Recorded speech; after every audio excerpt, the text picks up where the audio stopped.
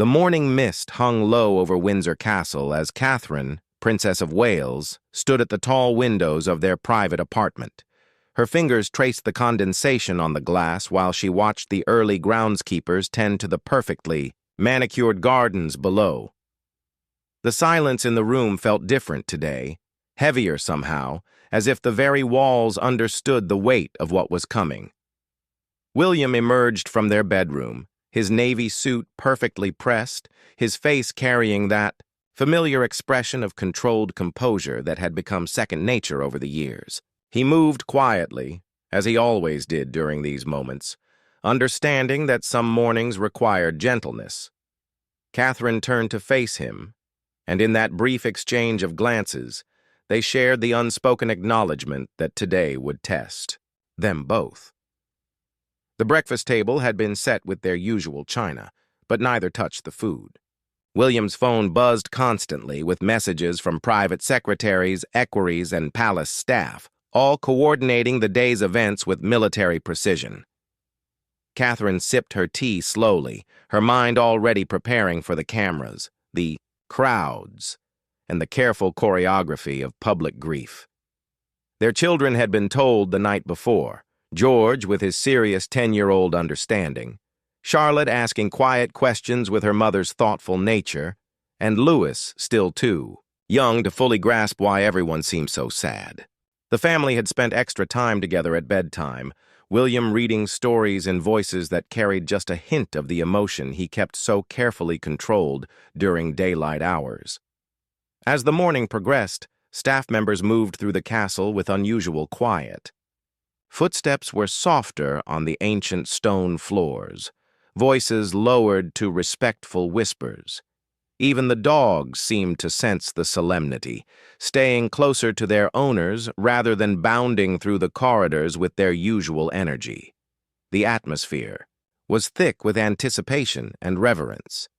Catherine's lady-in-waiting arrived with the carefully selected outfit for the day, each piece chosen not just for its appropriateness, but for its symbolic meaning.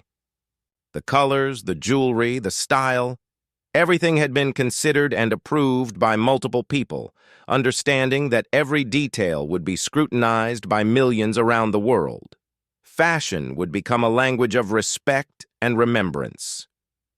William stood in his study, looking at the speech notes his team had prepared. The words were perfect, respectful, and appropriately formal, but they felt foreign in his mouth. He set them aside and pulled out a blank piece of paper, beginning to write, in his own hand. Some things, he realized, could only be said in his own words, even if they would never be spoken aloud. The first phone call came from his father, brief but meaningful. Then calls from other family members, each conversation careful and measured, aware that even private moments might somehow find their way into public knowledge. The art of royal communication had been learned early. Say enough to show care, but never so much that vulnerability becomes a headline. Outside the castle walls, the world was already stirring with anticipation. News crews were setting up their equipment, reporters practicing their solemn delivery, and crowds beginning to gather at key locations throughout London. Social media buzzed with speculation, tribute posts, and the kind of collective emotional preparation that occurs when a nation knows it's about to share a profound moment. Catherine walked through the nursery where her children had played just hours before, toys still scattered across the carpet in the comfortable chaos of family life. She paused at each small reminder of normalcy. A coloring book left open, a stuffed animal forgotten on a chair, George's homework spread across the small desk. These fragments of ordinary life felt precious now, anchors to hold on to when the extraordinary demands of duty threatened to sweep everything else away. The final preparations began in earnest as the morning advanced. Security details reviewed their plans one last time, drivers checked their routes, and communication systems were tested and retested. Every contingency had been planned for, every possible scenario considered and prepared for. Yet everyone involved understood that some moments transcend all the planning in the world. William and Catherine found themselves alone for just a few minutes before the day truly began. They stood together in the quiet of their private sitting room, not needing words to communicate their shared understanding of what lay ahead. Years of marriage and partnership had taught them to find strength in each other's presence, to draw comfort from the simple fact of being together when the world demanded so much from them both. The motorcade moved through London with ceremonial precision, each vehicle positioned exactly where protocol demanded. Catherine sat beside William in the state car, her hands folded carefully in her lap, her expression composed, despite the emotions churning beneath the surface. Through the bulletproof windows, they could see the crowds lining the streets, people who had waited for hours just to be part of this moment. Citizens held flowers, photographs, and small handwritten signs expressing their love and support. Children sat on their parents' shoulders, waving small flags, while elderly women dabbed at their eyes with handkerchiefs. The diversity of the crowd was striking. People from every background, every age, every walk of life, united in their shared respect and affection for the royal family during this difficult time. William's jaw tightened almost imperceptibly as they passed a group of military veterans standing at attention, their medals gleaming in the afternoon sun. These were people who understood duty and service, who recognized the weight of responsibility that came with public obligation. Their presence served as a reminder of the broader community of service that the royal family represented. Inside Westminster Abbey, the atmosphere was hushed and reverent. The ancient stones seemed to absorb sound, creating a sense of timeless solemnity that had witnessed centuries of significant moments in British history. Dignitaries from around the world filled the pews, each person aware they were participating in a moment that would be remembered and analyzed for generations to come. Catherine's mother, Carol Middleton, sat with her characteristic grace, her presence providing a quiet source of strength for her daughter. The Middleton family had learned to navigate the complexities of royal life while maintaining their own identity and values. Today, they served as a reminder that behind the public figures were real people with genuine relationships and authentic emotions. The music began with the haunting notes of the organ filling the massive space. Each note seemed to carry the weight of history, connecting this moment to countless others that had taken place within these walls. William and Catherine took their designated seats, their posture perfect, their expressions carefully controlled, yet somehow managing to convey genuine emotion without compromising their dignity. Television cameras captured every detail, broadcast, to millions around the world who felt connected to this family through years of shared public moments. Social media streams showed people gathering in homes, pubs, and community centers, watching together as a form of collective participation in this significant event. The global nature of the audience demonstrated the far-reaching impact of the British royal family. Prince George, Princess Charlotte, and Prince Louis sat with their parents, their behavior reflecting the careful instruction they had received about the importance of the day. George, in particular, seemed to understand the gravity of the situation, his young face serious as he watched the proceedings.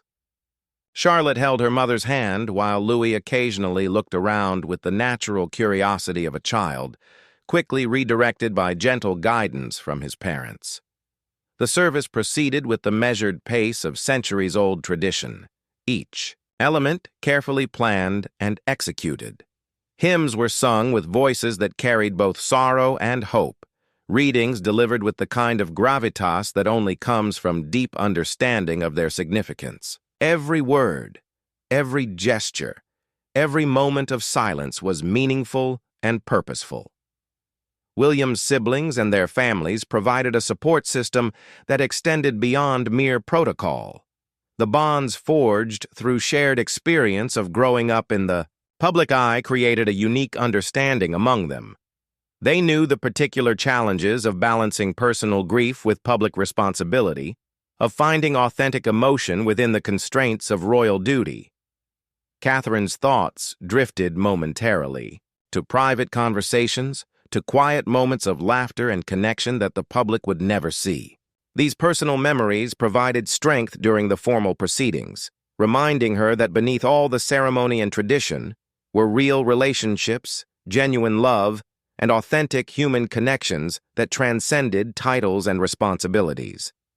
The international representatives in attendance reflected the global respect and affection held for the British royal family. Presidents, prime ministers, and monarchs from around the world had traveled to be present, their attendance serving as both diplomatic courtesy and genuine expression of sympathy. Their presence transformed the event from a family moment into a statement of international unity and respect. As the service continued, William and Catherine maintained their composure while allowing appropriate emotion to show through their expressions. The skill required to be authentically human while remaining appropriately royal had been developed over years of public service. Today, that balance was more crucial than ever, as the world watched and drew comfort from their example of grace under pressure. The reading began with words that had comforted countless families throughout history, passages chosen for their ability to speak to universal experiences of loss and hope. William's voice carried clearly through the Abbey as he delivered a tribute. That balanced personal memories with public acknowledgement of a life lived in service to others. His words were carefully chosen, each sentence crafted to honor both private relationships and public legacy. Catherine listened with the kind of focused attention that comes from understanding the weight of the moment. Her expression reflected the internal balance she maintained between her role as a supportive wife and her own individual response to the situation. The cameras captured her dignified composure, but those who knew her well could see the deeper emotions carefully controlled beneath the surface. The congregation represented a cross-section of British society and international relationships built over decades of diplomatic engagement. Former prime ministers sat beside current political leaders, while representatives from charitable organizations mingled with members of the military and Commonwealth officials. Each person present had been touched in some way by the life being celebrated and mourned. Young Prince George watched his father with the kind of serious attention that suggested he was beginning to understand the responsibilities that would one day be his own. His posture mirrored William's, unconsciously learning the bearing and presence that royal duty required. Charlotte and Louis remained well-behaved, their natural childhood energy carefully channeled through the guidance of their parents and the solemnity of the occasion. The choir's voices rose in harmonies that seemed to lift the collective grief of everyone present, transforming individual sorrow into something shared and therefore more bearable. Music had always played a special role in royal ceremonies, providing emotional expression within the formal structure of protocol. Today, each note carried particular significance, chosen for its ability to comfort and inspire. Outside the Abbey, crowds continued to gather despite the formal service taking place inside. Large screens had been erected in nearby areas, allowing thousands more people to participate in the ceremony. The mood was respectful and contemplative, with strangers sharing quiet conversations about their own memories and connections to the royal family. Flowers continued to accumulate in designated areas, creating colorful displays of public affection. Catherine's jewelry had been chosen with particular care, each piece carrying symbolic meaning that would be understood by those familiar with royal traditions. The subtle messages conveyed through these choices represented a form of communication that extended beyond words, speaking to continuity, respect, and appropriate remembrance. Even in grief, every detail served multiple purposes. The international media presence was massive but respectfully managed, with crews from around the world documenting not just the ceremony itself, but the broader public response. Foreign correspondents provided commentary that helped global audiences understand the cultural and historical significance of what they were witnessing. The event transcended mere news coverage to become a shared international experience. William's extended family provided quiet support through their presence and participation. Each member of the royal family understood their role in the larger narrative, contributing to the collective dignity of the occasion while managing their own personal responses to the loss. Years of public service had taught them to find strength in unity during difficult moments. The Archbishop's words carried special weight, delivered with the authority of someone who had known the family personally, while speaking to the universal themes that connected this particular loss to the broader human experience. His message balanced specific memories with general comfort, acknowledging both the unique circumstances of royal life and the common emotions that all families face during times of grief. Catherine's parents and siblings represented the importance of extended family support during times of crisis. Their presence served as a reminder that behind the royal titles and public responsibilities were genuine family relationships that provided comfort and stability. The Middletons had gracefully navigated their role as royal in-laws while maintaining their own identity and values. As the service progressed toward its conclusion, the weight of finality began to settle over the congregation. These formal moments of farewell represented not just personal loss, but the end of an era, the closing of a chapter in the ongoing story of the British monarchy. Everyone present understood they were witnessing history while participating in a deeply personal family moment. The silence that followed the final prayers was profound, filled with the collective breath-holding of people who understood they had witnessed something significant. In that quiet moment, William and Catherine exchanged a glance that conveyed volumes about their shared experience and mutual support. Their partnership had been tested by many challenges, but this moment demonstrated the depth of their connection and commitment to each other and their responsibilities. The procession from Westminster Abbey moved with the measured pace of centuries-old tradition, each step choreographed to reflect both respect and continuity. William and Catherine walked side by side, their children beside them, creating a visual representation of the future of the monarchy even in this moment of profound loss. The rhythm of their footsteps echoed against the ancient stones, joining a chorus of history that connected them to generations of royal predecessors. Thousands of people lined the processional route, many having waited since dawn to secure positions. Along the path, their faces reflected the genuine affection and respect that the British public held for their royal family, particularly during moments of vulnerability and shared national experience. Children held flowers and small flags, while adults maintained the respectful silence that the occasion demanded. Catherine's composure never wavered, yet those who knew her could see the emotional toll in the slight tension around her eyes, the careful way she maintained her breathing, and the gentle but firm grip she kept on her children's hands. Years of public appearances had taught her to find reserves of strength she might not have known she possessed, drawing on inner resources that sustained her through the most challenging moments. The military precision of the ceremony extended beyond mere protocol to become a form of support for the family. Every guardsman, every officer, every member of the ceremonial units understood their role in creating a framework of dignity and respect that allowed the family to focus on their personal grief while fulfilling their public responsibilities. Their presence provided both practical organization and symbolic continuity. Prince Philip's carriage followed the procession, a poignant reminder of a life lived in service and dedication. The sight of the riderless horse drew tears from many spectators, a traditional symbol that spoke to the end of an era and the passage of time. William's expression tightened almost imperceptibly at this sight, a brief moment where personal emotion threatened to break through his carefully maintained composure. International dignitaries walked in their designated positions, their participation transforming the British ceremony into a moment of global significance.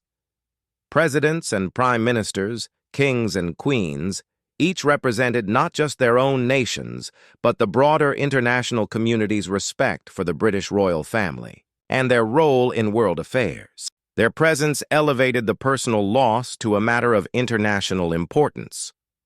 The crowd's behavior demonstrated the unique relationship between the British people and their monarchy. Unlike the forced enthusiasm of authoritarian regimes, this was genuine affection, earned through decades of consistent public service and personal dedication. People wept openly, shared quiet conversations with strangers, and maintained the kind of respectful behavior that comes from authentic emotion rather than imposed obligation. Catherine's mother, Carol Middleton, watched from her designated position, with the kind of maternal concern that transcended royal protocol. Her presence served as a reminder that behind all the ceremony and tradition were real family relationships, genuine love, and the kind of support that only comes from people who have known each other long before titles and responsibilities complicated their lives. The press coverage was extensive but respectfully managed, with photographers and camera operators maintaining the appropriate distance while documenting every significant moment. The images being captured would become part of the historical record, freeze-framing emotions and expressions that told the story of this day more powerfully than any written account could manage. William's thoughts seemed to drift between the public moment he was living and private memories that only he could access. The weight of his future responsibilities felt heavier today, knowing that the guidance and support he had always relied upon would no longer be available in the same way. Yet his stride remained steady, his bearing dignified, his commitment to duty unwavering despite personal loss. The children's behavior throughout the procession demonstrated the careful preparation they had received, but also their natural resilience and adaptability. George walked with increasing confidence, clearly understanding the importance of the moment while managing his own emotions with remarkable maturity for his age. Charlotte stayed close to her mother, while Louis occasionally needed gentle guidance to maintain the appropriate solemnity. The route itself held historical significance, connecting sacred spaces that had witnessed centuries of royal ceremonies, celebrations, and commemorations. Each building, each monument, each street corner along the way carried its own memories and associations, creating a journey through both physical London and the accumulated history of the British monarchy. As they approached their destination, the weight of finality began to settle more heavily on everyone involved. This procession represented not just movement through space, but progression through time, carrying them from the formal ceremony toward the more intimate moments of farewell that would follow. The public portion of their goodbye was drawing to a close, but the private work of grief would continue long after the cameras stopped rolling. The private family service began as the public ceremonies concluded, creating a sharp transition from the grand scale of national mourning to the intimate reality of personal loss. William and Catherine gathered with their immediate family members in a smaller chapel, where the ornate decorations and ceremonial splendor gave way to simpler furnishings and more personal touches that reflected individual relationships rather than state protocol. Catherine's hand found William's as they took their seats, a simple gesture that spoke volumes about their partnership and mutual support. The children sat quietly between them, George maintaining his serious composure, while Charlotte and Louis showed signs of the emotional fatigue that comes from hours of formal behavior. The family unit they formed was both ordinary and extraordinary, dealing with universal human experiences within the unique context of royal responsibility. The lighting in the smaller space was softer, more intimate, allowing expressions and emotions to be more visible and authentic. Without the pressure of cameras and global audiences, family members could allow themselves moments of genuine grief, tears that had been carefully controlled during the public ceremonies, and the kind of raw honesty that only comes when people feel safe to be vulnerable with those they trust most. Childhood memories were shared in quiet voices, stories that had never been part of public knowledge, but had shaped family relationships over decades. William spoke about private moments of guidance and support, times when fatherly advice had helped navigate the complexities of royal life and personal growth. These recollections brought both comfort and fresh waves of sadness, as the reality of future absence settled more deeply. Catherine listened with the kind of attention that comes from understanding how important these memories would become in the years ahead.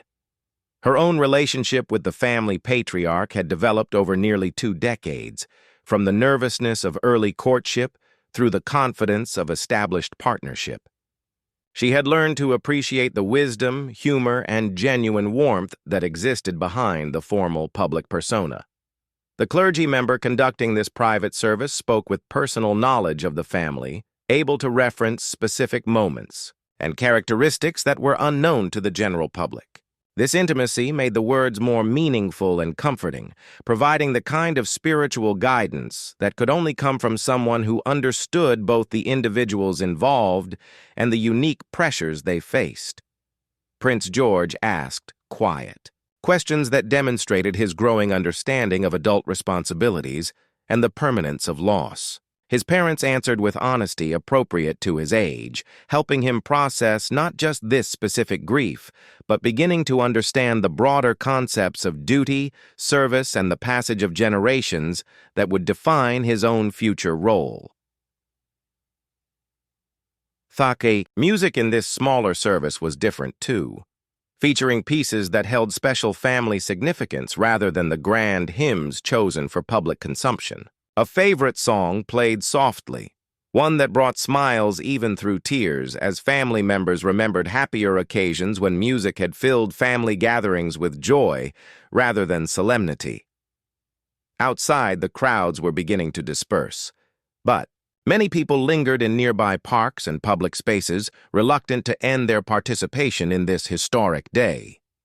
Impromptu gatherings formed around shared memories and collective processing of what they had witnessed. The public's response demonstrated the genuine affection that existed between the royal family and the people they served. Catherine's siblings and parents provided quiet support, their presence serving as a reminder of the broader network of relationships that sustained the family through difficult times. The integration of the Middleton family into royal life had been managed with grace and dignity, maintaining their own identity while supporting their daughter and son-in-law in their unique responsibilities. Personal items and mementos were shared among family members, each carrying its own story and significance. These tangible connections to shared history would become treasured reminders in the months and years ahead, physical anchors to memories that might otherwise fade with time. The distribution of these keepsakes represented both an ending and a continuation of family bonds. William's emotional reserves, so carefully maintained throughout the public ceremonies, began to show signs of depletion in this safer, more private environment. Catherine's support became more visible and active, her strength complementing his in ways that demonstrated the true partnership they had built over their years together. Their mutual care provided stability for their children and example for extended family members. The contrast between public duty and private grief became more apparent in these quiet moments, highlighting the unique challenges faced by those who must process personal loss while maintaining composure for the benefit of others. The skill required to navigate these dual demands had been developed over years of experience, but today tested those abilities in ways that previous challenges had not. As the private service concluded, family members began the gradual transition back toward their individual responsibilities and the ongoing demands of royal life. The work of grief would continue in private moments, family conversations, and quiet reflections that would never be part of public knowledge, but would be essential for processing this significant loss and moving forward with renewed purpose and dedication.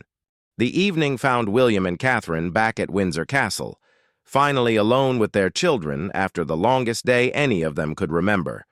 The formal clothes had been carefully put away, replaced by comfortable family wear that allowed them to simply be parents dealing with their children's questions and their own exhaustion. The ancient walls that had witnessed so much history now provided shelter for a family processing their most personal grief.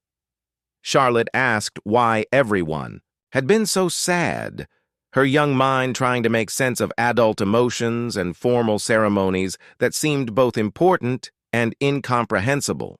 Catherine explained with the gentle honesty that she and William had agreed was best for their children, helping them understand loss and remembrance in ways that honored both their intelligence and their innocence. The children's bedtime routine took longer than usual, with extra stories, additional hugs, and the kind of extended comfort that parents provide when they sense their children need extra security. William found himself savoring these ordinary moments more intensely, understanding how precious family time becomes when viewed through the lens of loss and the passage of time. Later, in the quiet of their private sitting room, William and Catherine finally allowed themselves to fully experience the emotions they had kept so carefully controlled throughout the day. The weight of public responsibility lifted slightly, making space for genuine grief, relief at having successfully navigated such a significant day, and the complex mix of feelings that follows any major life transition. They talked about the day's moments, processing observations and emotions that had accumulated during hours of public appearances. Catherine mentioned the faces in the crowd that had moved her, while William reflected on conversations with international dignitaries and the unexpected moments of personal connection that had occurred even within the formal structure of ceremony. The international response continued to pour in through official channels and social media, demonstrating the global reach of the day's events and the widespread respect for the dignity with which the family had handled such a difficult situation. Messages from world leaders, ordinary citizens, and fellow families dealing with loss created a network of support that extended far beyond Britain's borders. Their phones buzzed with private messages from friends and family members who understood the unique pressures of royal life and wanted to offer support without adding to the burden of public attention. These personal connections provided comfort and reminded them that behind all the ceremony and protocol were genuine relationships built over years of shared experience. The children eventually settled into sleep, exhausted by the emotional weight of the day, even if they couldn't fully articulate what they had experienced. William and Catherine took turns checking on them, finding comfort in the peaceful sight of their children safe and secure, despite the day's upheaval. Looking ahead, both William and Catherine understood that this day marked not just an ending, but a beginning. New responsibilities would emerge, different challenges would present themselves, and the family structure that had provided guidance and support would need to evolve to meet changed circumstances. Yet they faced these prospects with the confidence that comes from having successfully navigated previous transitions. The media coverage would continue for days, analyzing every gesture, every expression, every choice made during the ceremonies. But for now, in the privacy of their family home, William and Catherine could simply be themselves. A married couple who had supported each other through one of life's most difficult experiences while meeting the extraordinary demands of public service. Their partnership had been tested and proven strong once again. The skills they had developed individually and together, composure under pressure, mutual support, authentic emotion within appropriate boundaries, had served them well throughout this challenging day. These abilities would continue to serve them in the responsibilities that lay ahead. As they prepared for bed, both William and Catherine felt the exhaustion that comes from emotional intensity combined with physical demands. Yet there was also a sense of accomplishment, of having honored both personal relationships and public duty in ways that felt authentic and appropriate. They had said goodbye with grace and dignity, providing an example for their children and their nation. The morning would bring new challenges and continued responsibilities, but tonight offered the gift of family privacy, mutual support, and the quiet satisfaction that comes from having done difficult things well. In graceful silence, they had indeed said goodbye, and in that silence, they had also demonstrated the strength and continuity that would carry them forward into whatever challenges and opportunities the future might hold. Their nation had mourned. with them, sharing in both loss and hope, witnessing not just the end of one chapter, but the promise of new chapters yet to be written. The story would continue, shaped by this day but not defined by it, moving forward with the wisdom gained through experience and the strength that comes from facing difficult moments together.